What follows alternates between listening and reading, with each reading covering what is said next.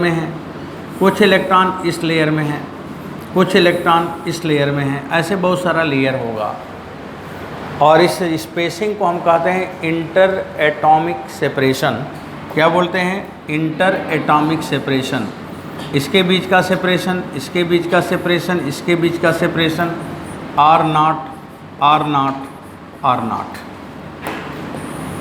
इसे बोलते हैं सब एटॉमिक लेयर।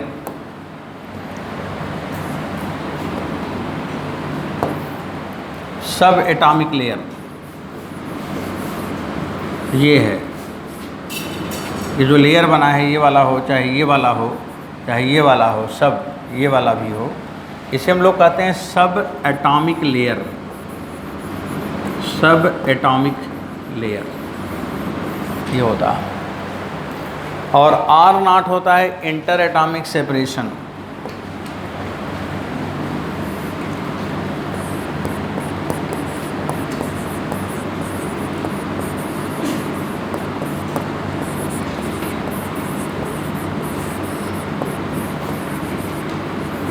ये लगभग होता है 10⁻⁹ मीटर।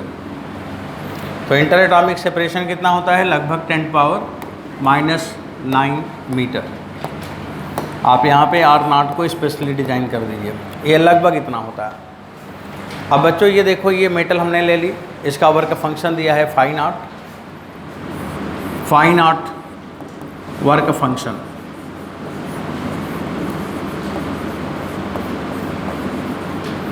अब इस पर फोटान आएगा। क्या सारे फोटान इलेक्ट्रॉन को निकाल लेंगे कि कोई स्पेशल फोटान?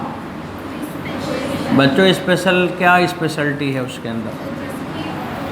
जिसका फ्रीक्वेंसी थ्रेशोल्ड से ज़्यादा हो, मतलब ये फोटान हैवी होगा, मास इसका ज़्यादा होगा, फोटान का मास हैवी फोटान होगा। बच्चों ये फोटान आ रहे हैं, ये यहाँ पे भी आ गया, ये यहाँ पर भी आ गया, बस हो गया, इतना ही दिखाएंगे। तो ये फोटान जो आ रहे हैं वो अलग अलग जगह पे टकराते हैं। ये जो फोटान इसके सरफेस पे टकराया, इसने भी एटम को एनर्जी दिया, एटम ने एनर्जी ले लिया वर्क फंक्शन के बराबर, और जब उसने वर्क फंक्शन के बराबर की एनर्जी एटम ने ले लिया, तो बच्चों फिर जब उसने वर्क फंक्शन के बराबर का एनर्जी ले ही लिया, तब उसने क्या किया? इस इलेक्ट्रॉन को छोड़ दिया। और जब इलेक्ट्रॉन छोड़ दिया तो इलेक्ट्रॉन यहाँ से भागा, तो कैसे भागेगा? काइनेटिक एनर्जी से भागेगा। और ये जो काइनेटिक एनर्जी होगा बच्चों, यहाँ पे ये काइनेटिक एनर्जी सबसे ज़्यादा होगा। तो यहाँ पे जो काइनेटिक एनर्जी होगा, यहाँ पे मैं लिख देता हूँ कि मैक्सिमम, ये मैक्सिमम काइनेटिक एनर्जी से जाएगा। अब आइंस्टाइन ने ये कहा कि जब यहाँ पे फोटान आया, एनर्जी ऑफ फोटान, और ये फोटान की एनर्जी दो जगह कंज्यूम हो गई। एक तो बच्चों पहले तो वर्क फंक्शन हो गया, जो बांडेज है, अगेंस्ट बांडेज ऑफ मेटल। क्या लिखा गया? Against bondage of metal. और ये जो वर्क फंक्शन है, ये कुछ इसने ले लिया, और प्लस जितना बचा वो इसका क्या हुआ बच्चों? काइनेटिक एनर्जी मैक्सिमम हो गया। अब आप यहाँ पे लिखोगे फोटान की energy h new, work function h new not, और प्लस काइनेटिक एनर्जी। बच्चों फिर काइनेटिक एनर्जी क्या हुआ? h new minus new not. ये काइनेटिक एनर्जी है। और ये काइनेटिक एनर्जी हम कौन सी बात कर रहे हैं? मैक्सिमम काइनेटिक एनर्जी की बात कर रहे हैं। अभी इसका ग्राफ बनाएंगे आप, h new minus new not. आप ऐसा भी लिख सकते हो यहाँ पे hc/λ माइनस hc/λ नॉट। बच्चों और आप क्या लिख सकते हो? आप ये भी लिख सकते हो भाई 12400/λ माइनस 12400/λ नॉट, और इसकी काइनेटिक एनर्जी आएगी इन इलेक्ट्रॉन वोल्ट। सही है। अब जैसे यहाँ पे हम एक एग्ज़ाम्पल ले लें, मान लो इसी के नीचे एग्ज़ाम्पल भी ले लें। ऐसे ही एक पॉइंट लिखते हुए तभी चलें तो ठीक रहेगा, समझ में आता रहेगा। बच्चों जैसे मान लो कि पेपर में टीचर ने आपको दे दिया कि इसका वर्क फंक्शन नहीं, उन्होंने इसका दे दिया बच्चों की threshold wavelength lambda naught equal to मान लो दे दिया उन्होंने 6200 एंगस्ट्रॉम, ये वेवलेंथ है थ्रेशोल्ड, और यहाँ पे एक फोटान आ रहा है और ये फोटान का जो वेवलेंथ है बच्चों ये हुआ 1550 एंगस्ट्रॉम, ये इतना इसका वेवलेंथ हुआ। तो बताइए कि जो इलेक्ट्रॉन यहाँ से निकलेगा उस इलेक्ट्रॉन की काइनेटिक एनर्जी कितना होगा।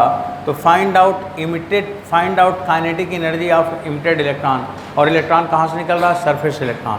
तो पूछा कि find kinetic energy of surface electron.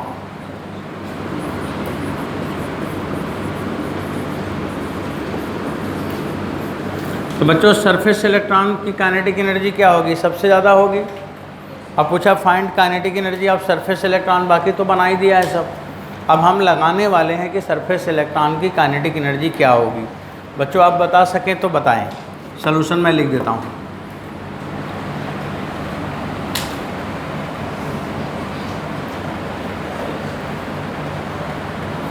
इसका सलूशन हम लिख देता हूँ। चलो बच्चों लोग बताओ, सब लोग जल्दी जल्दी बताया करो, काइनेटिक एनर्जी मैक्सिमम बराबर क्या लिखोगे। हाँ शाबाश, 12400 अपॉन वेवलेंथ 1550 माइनस 12400 अपॉन 6200, और ये किस में आएगा, इलेक्ट्रॉन वोल्ट में। आप सॉल्व कर लीजिए, हमें लगता है 8 आएगा और ये 2 आएगा। बच्चों कितना आंसर हो गया, 6 इलेक्ट्रॉन वोल्ट। इसकी काइनेटिक एनर्जी मैक्सिमम हो गई। तो आइंस्टीन ने बस बच्चों इतना ही फोटो इलेक्ट्रिक इक्वेशन है आपके सिलेबस का, यही काइनेटिक एनर्जी को पता लगाना। आप बताइए इसमें कोई मुश्किल है कि आसान है, आसान है ना, एकदम वैल्यू रखा आंसर आया। थोड़ा उधर कुछ और बात बता दूं आपको वही आपके एग्ज़ाम में जो पूछेगा वो यही पूछेगा जो लिखा हुआ है।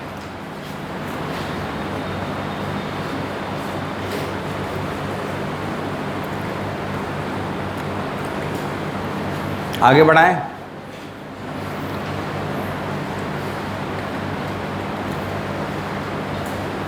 चलो अभी यहाँ देखो, दूसरा देखो। अब हमें निकालना है काइनेटिक एनर्जी ऑफ फर्स्ट सब एटॉमिक लेयर। कुछ लिख रहे थे क्या, चल लिख लो। तो लिख लेना तो बता देना, लेकिन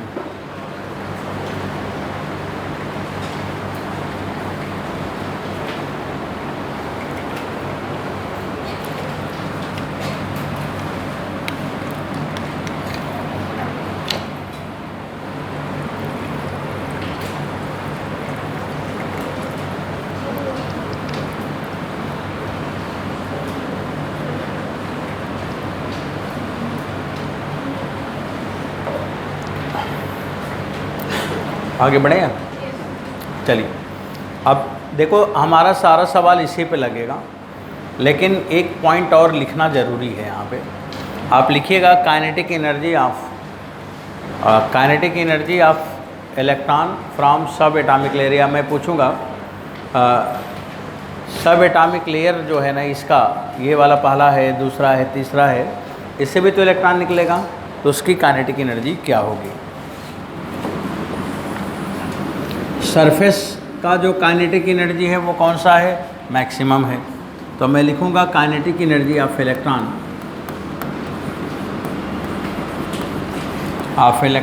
ऑफ सब एटॉमिक लेयर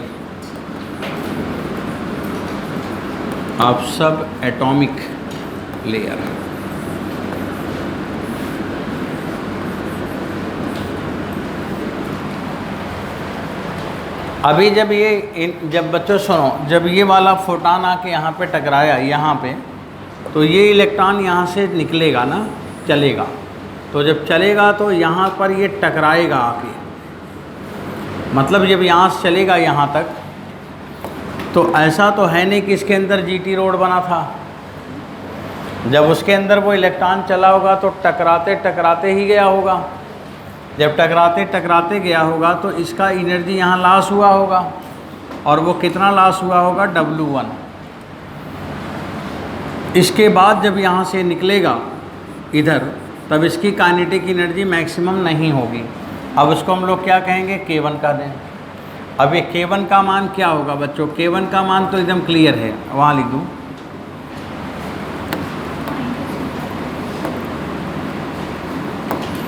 अब इस काइनेटिक एनर्जी का मान तो एकदम क्लियर है, तो पहला एटॉमिक लेयर है तो K1 बराबर क्या लिखोगे, K मैक्सिमम और माइनस W1।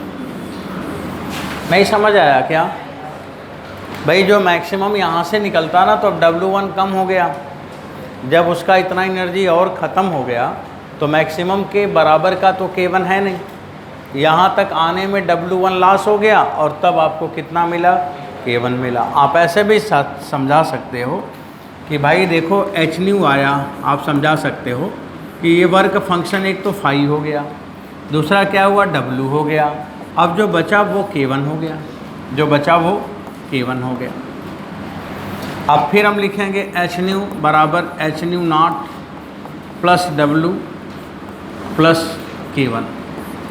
अब K1 बराबर होगा h new minus new not और माइनस W1 चलिए हो गया। अब आप चाहे तो बताना चाहो तो बच्चों बता दो, हमें एक और बनाया है तो इसको बता ही दो। देखो जब ये यहाँ से यहाँ तक जाएगा, ऊपर जाएगा, तो इसकी काइनेटिक एनर्जी और घट जाएगा, यहाँ पे वर्क और होगा, और ये वर्क कितना करेगा, मान लो W2। अब सुनो क्या होगा, यहाँ से जब ये इलेक्ट्रॉन निकलेगा तो पहले इसका एनर्जी का लॉस कितना हुआ, W2, फिर कितना हुआ, W1, फिर यहाँ से निकलेगा तो अब इसकी kinetic energy something is different, और वो क्या हो जाएगा, K2, और K2 K1 से भी कम होगा कि नहीं। अब बच्चों K2 K1 से भी कम होगा। अब अगर मैं K2 निकालूं तो K2 बराबर क्या हो जाएगा, कोई बताओगे क्या? हाँ अच्छा, आप इतना ही बता दो, K2 बराबर आप लिख सकते हो K1 माइनस W2। क्यों बच्चों, इतना ही बता दो, या आपको अच्छा ना लगता हो तो और बता दो, K maximum minus W1 plus W2 हो गया। अब आगे बताने की ज़रूरत नहीं है। तो जो इलेक्ट्रॉन की काइनेटिक एनर्जी है ना, ये इस तरह से हमें मिलता है, और ये देखा गया कि अगर हम फ्रेक्वेंसी यहाँ पे थोड़ा बढ़ा दें, और बच्चों ये काइनेटिक एनर्जी का ग्राफ है यहाँ पे, काइनेटिक एनर्जी के, तो ये ग्राफ कुछ ऐसा ही आता है, ऐसा आता है।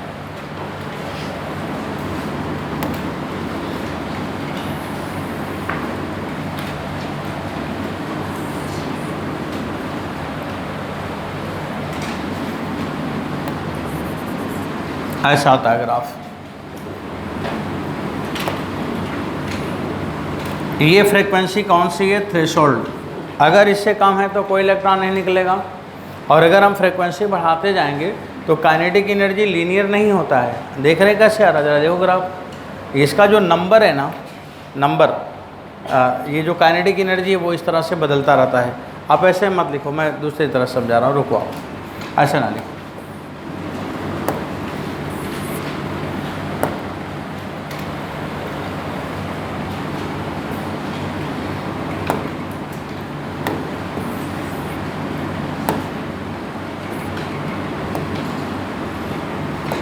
अब देखो इसको हम नंबर के साथ बनाएंगे, कितने जो नंबर्स आ रहे हैं उसके लिए हम ग्राफ दिखाएंगे आपको। यहाँ पे हम लिखेंगे number of photo electron, number of photo electron, photo electrons, number of photo electrons. और बच्चों यहाँ पे क्या है, काइनेटिक एनर्जी है। तो ये ग्राफ ना ऐसे बनाना आप,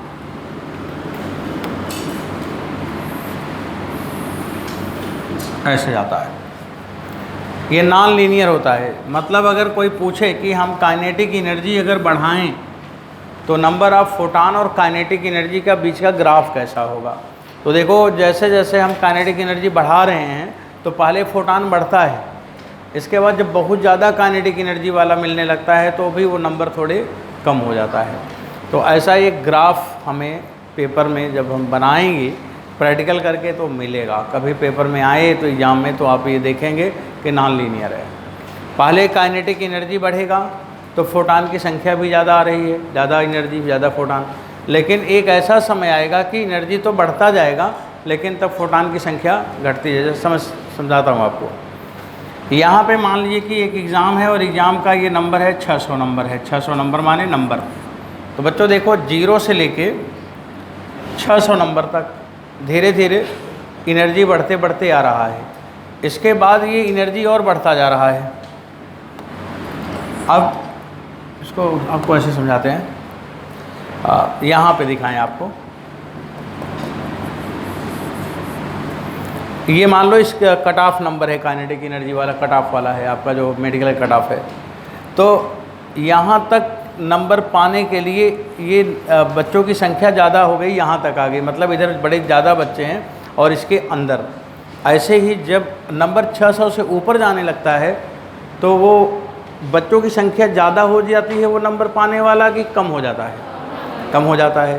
तो यहाँ पे नंबर घटता जा रहा है, बच्चों की संख्या घटता जा रहा है। जैसे जैसे नंबर बढ़ता जा रहा है बच्चों की संख्या घटता जा रहा है। तो 720 या 710 715 वाले बच्चे थोड़े होते हैं, और जब उसके हम पीछे आते हैं ये 720 नंबर है, यहाँ पे 700 नंबर है, यहाँ पे मैं 600 कर दिया, 600 पे खूब बच्चे हैं। और 600 से कम कर दिया 500 तो भी थोड़े कम हो गए। 0 नंबर पाने वाले भी बहुत कम होते हैं, हाँ, -19 नंबर पाने वाले वो भी बहुत कम होते हैं, 2-4 ही होते होंगे, तो वो भी कम हो गया। बस यही ग्राफ को समझने का तरीका था। मेरी बात समझ आई मैंने क्या बोला? हमने ये बोला कि मैं पढ़ाने के लिए बात कर रहा हूँ कि ये 0 नंबर है नीट का, ये 200 नंबर है, ये 500 नंबर है, ये मान लो 550 है, 600 है, 700 है, 720 है। तो ये ऐसे ही तो बच्चों की संख्या होती है कि पहले भी कम होता है, बीच में ज़्यादा बच्चे होते हैं, एवरेज मीडियम, और इसके बाद फिर हायर लेवल पे फिर घट जाते हैं। तो बस बच्चों ये ग्राफ अगर पूछेगा तो आपको ऐसे बनाना है। ये आपको जो लैब मैनुअल है ना उसमें ग्राफ बना है, एनसीईआरटी की किताब में ये ग्राफ नहीं है। कहाँ पे है? लैब मैनुअल में। और हमें लैब मैनुअल की भी बात आनी चाहिए तभी हम अच्छा कर पाएंगे, क्योंकि दोनों हमें सीखना है। तो चलिए एक तो ये बात हो गई। बच्चों दूसरा ग्राफ बनाते हैं, तैयार है सब? आगे मैं बढ़ता जाऊँ, आप भी बढ़ते जाएँ। यहाँ पे ग्राफ हमें जो दूसरा बनाना है वो ये है कि जैसे जैसे फ्रीक्वेंसी आप बढ़ाते जाओगे वैसे वैसे काइनेटिक एनर्जी भी बढ़ता जाएगा।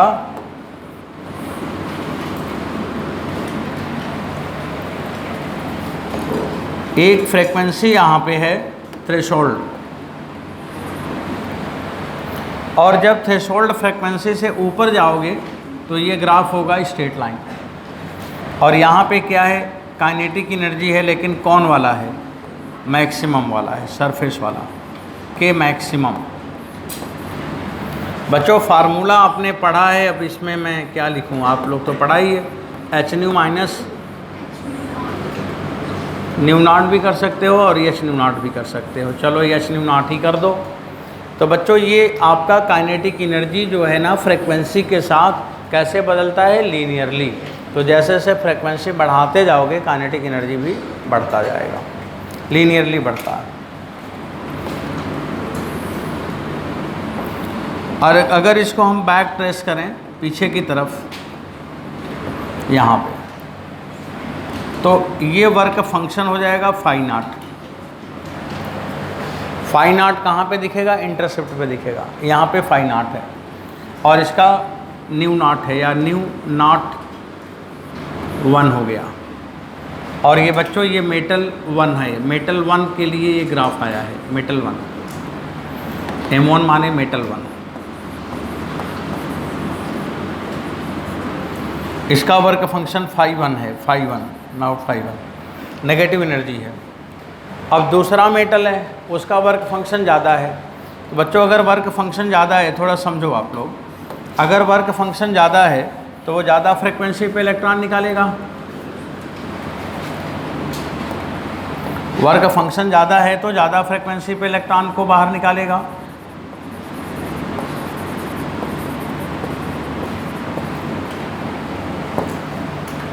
अब आप यहाँ पे ये न्यू नॉट है दूसरे वाले का, और इसका वर्क फंक्शन भी है दूसरे वाले का।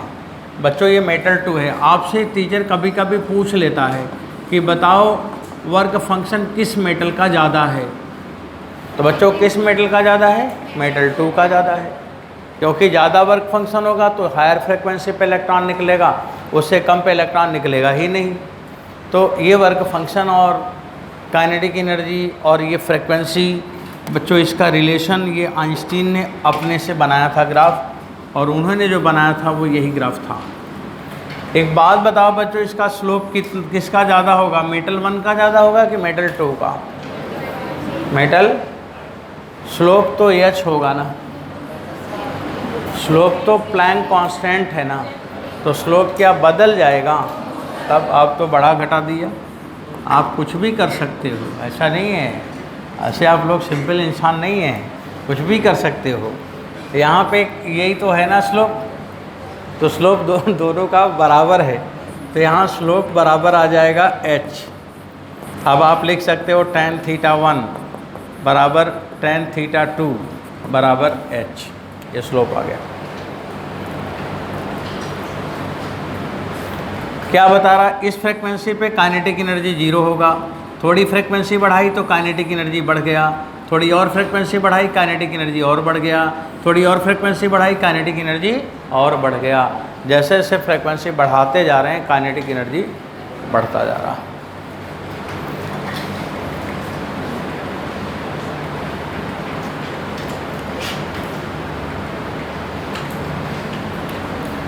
अब बात आती है कि ये जो मैंने पढ़ा है वो सही है कि नहीं। अब वो सही है कि नहीं उसके लिए आइंस्टीन ने एक एक्सपेरिमेंट किया था। बच्चों आइंस्टीन का एक्सपेरिमेंट क्या है वो से सुनो आप। एक्सपेरिमेंट इन्होंने चेक करना चाह रहा था, ये चेक करना चाह रहे थे कि जो हमने मैथ बताई वो सही है कि नहीं। वो खुद अपना प्रैक्टिकल चेक करते थे। तो उन्होंने चेक कैसे किया बच्चों? उन्होंने आज से चेक किया, ऐसे उन्होंने सोचा,